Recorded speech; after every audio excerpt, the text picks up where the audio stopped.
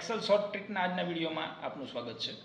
મિત્રો, અત્યારે આપણી પાસે જે અહીંયા ડેટા આપેલો છે કે જેની અંદર આપણે ફર્સ્ટ નેમ અને લાસ્ટ નેમ એવી રીતે આપણે નામને બે અલગ અલગ રીતે વહેંચેલા છે.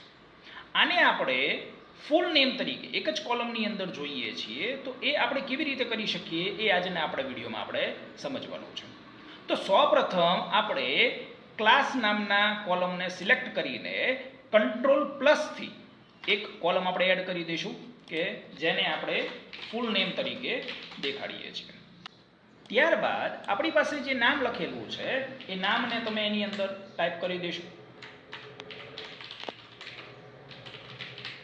ટાઈપ થઈ ગયા બાદ એ કોલમને તમે સિલેક્ટ કરીને કંટ્રોલ ની મદદથી ફ્લેશ ફિલ દ્વારા એ તમામ નામને તમે ફૂલ નેમની અંદર લાવી શકશો.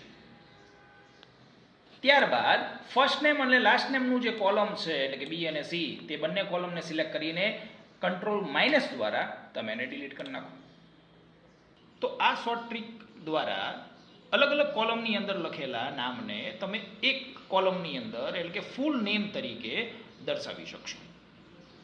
જો આ વિડીયો તમને ગમ્યો હોય તો આને લાઈક કરજો, શેર કરજો અને અમારી ચેનલને સબસ્ક્રાઈબ જરૂરથી કરજો.